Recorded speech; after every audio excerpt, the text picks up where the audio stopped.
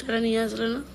না মানে তোমার সংসারে মানে উঠে একটুখানি শরীরটা ভালো না থাকলে বসে যাবে না, তাই তো? মানে বসে থাকলে মানে অশান্তি হবে, সংসারে খাটতে হবে, খেটে তারপরে খেতে হবে।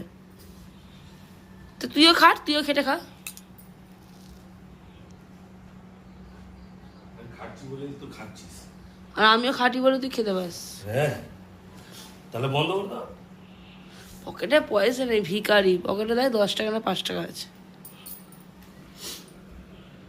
সন্তুর সব শেষ হয়ে গেছে গো, সন্তুর কিছু নেই, সন্তুর বাড়ির লোক বলছে।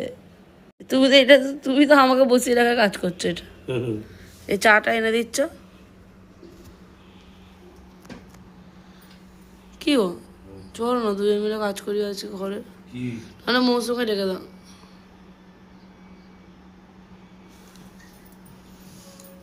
কি গো তুমি আমাকে আজকে এই কথাটা বললে? হ্যাঁ, 4:30টার সময় উঠে একটুখানি বসে বাথরুম থেকে ঘুরে এসে অনুকূল ঠাকুরের ওখানে পুজো করি, ওইদিকে গোপালের পুজো করি, ভালোর জন্য বললাম। পুজো করে নিয়ে পুজো করে নিয়ে ঘরের কাজ করে নিয়ে তারপর চান করে আবার পুজো করি, কত রান্না বান্না করি। তো শালা কাজে যায়। এখানে আয়, ওই সন্তুর বাচ্চা।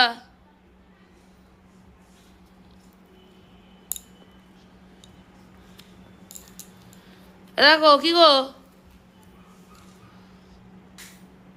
তো শালা কাজে, তো শালা রান্না, তোদের রান্না, সবাই রান্না করে কত কিছু করি। যা বাথরুমে ঢুকে, বাথরুমে যাবো। তুই তো